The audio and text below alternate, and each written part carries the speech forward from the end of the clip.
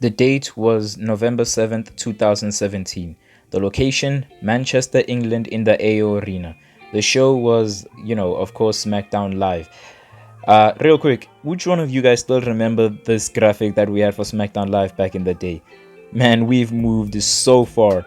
The main event was AJ Styles versus Jinder Mahal for the WWE Championship. Jinder Mahal was the reigning champion at the time after he won it all the way back in April of that same year when he beat Randy Orton, and he was now defending it against AJ.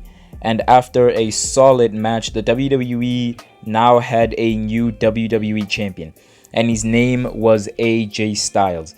In a title reign that, seems somewhat forgotten in some way, everybody always talks about and remembers the initial reign that he had with the title just because of how big it was and the names that were involved.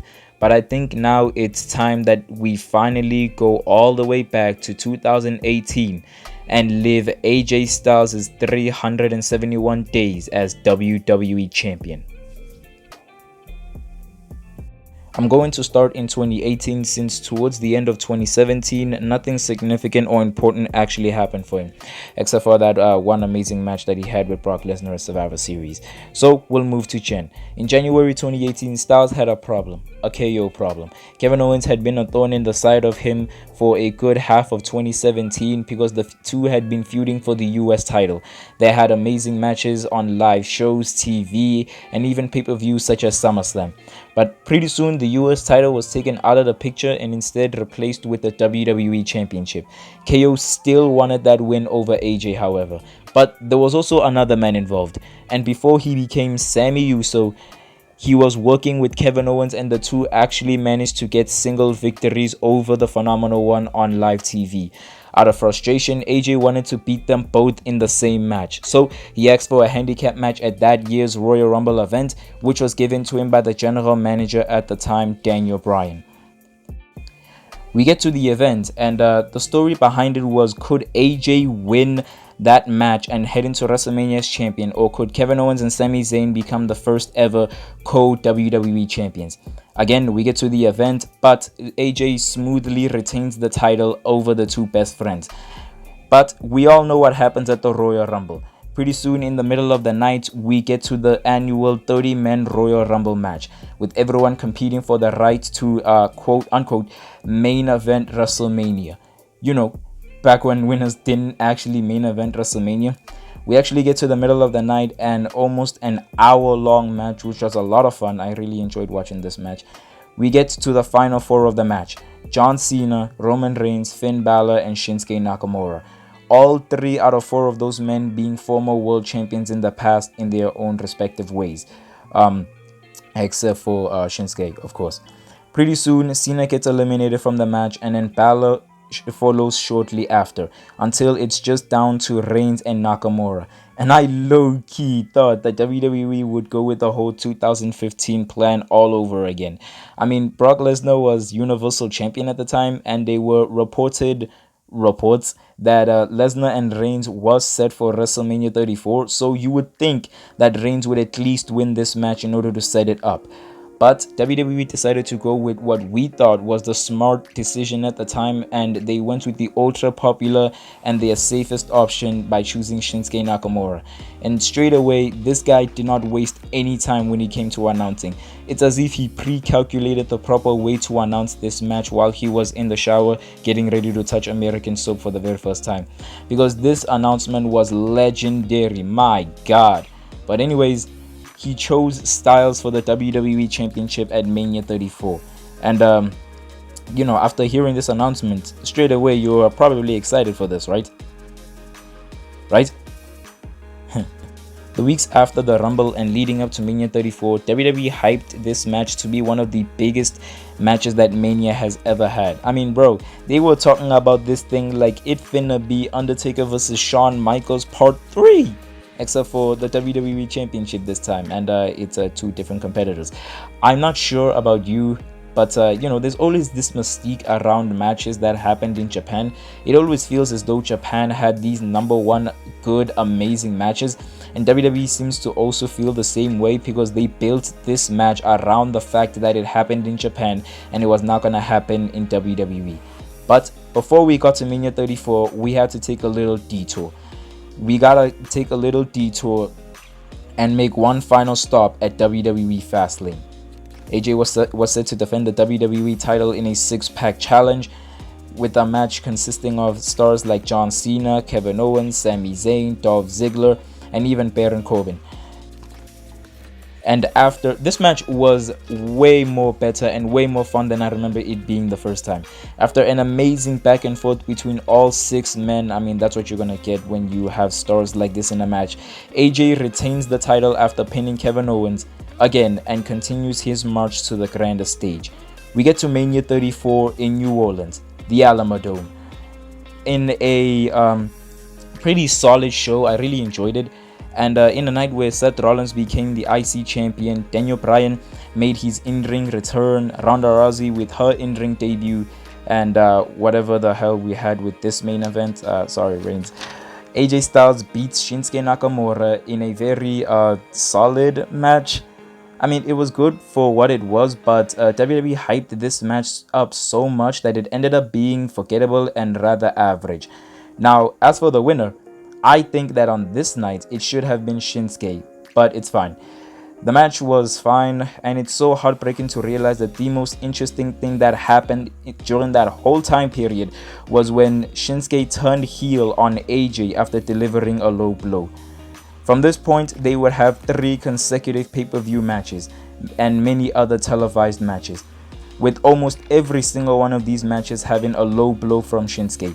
I mean, I'm telling you fam, this man became a nut enthusiast. The low blow low-key became his brand new finishing maneuver, and he became obsessed with it. He was spamming that thing day and night, especially during the time when they slept too. But nah, I don't understand why we needed these matches. The first was the Saudi match that happened at the Greatest Royal Rumble.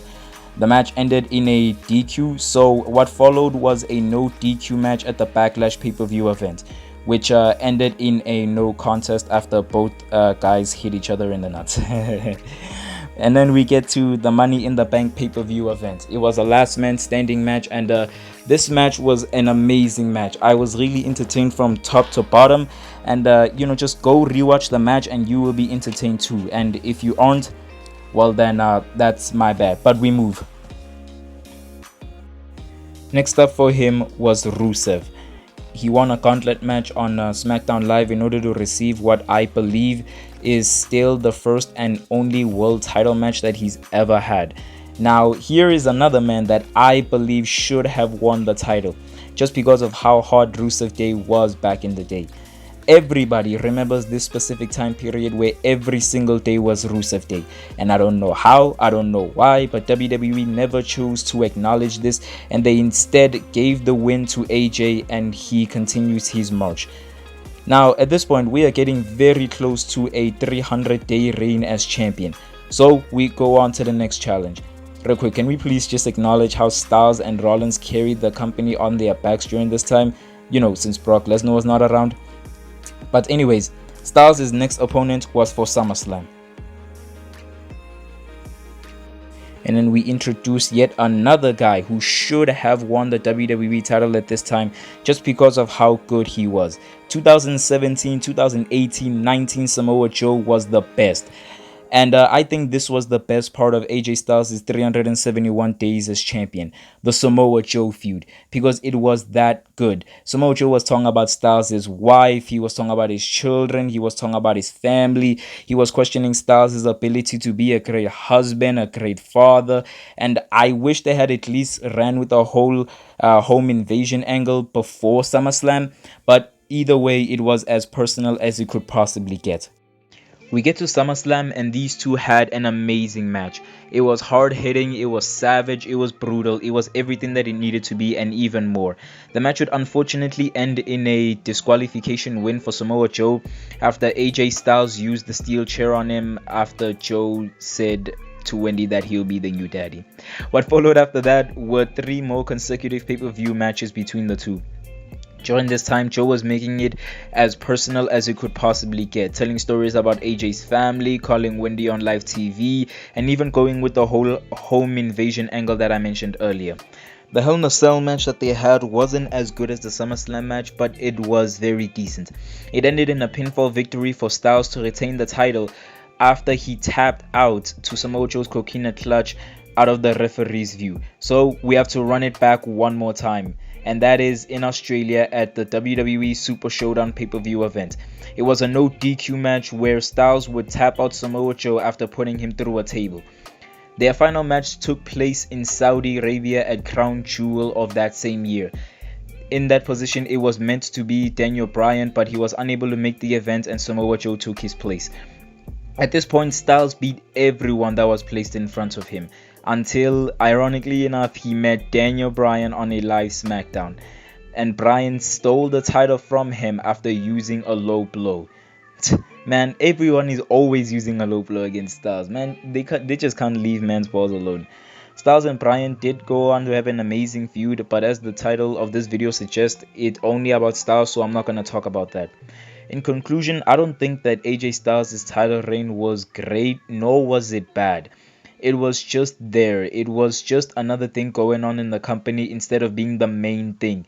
When you look back at the title reigns that we have now, such as Reigns, Rollins, and Gunther, it definitely could have been better for what it had been. It could have been booked right, and one thing that I do wish would have happened is that they would have let him main event more shows such as Backlash, Money in the Bank, Extreme Rules, Super Showdown, and many others. And if he needed to drop the title to stars like Shinsuke Nakamura, Rusev, and Samoa Joe, he definitely should have. But anyways, that was AJ Styles' 371 days as WWE Champion. Please tell me what you think of the video. Comment down below what was the most favorite moment that you had during this time, and I'll see you all next time.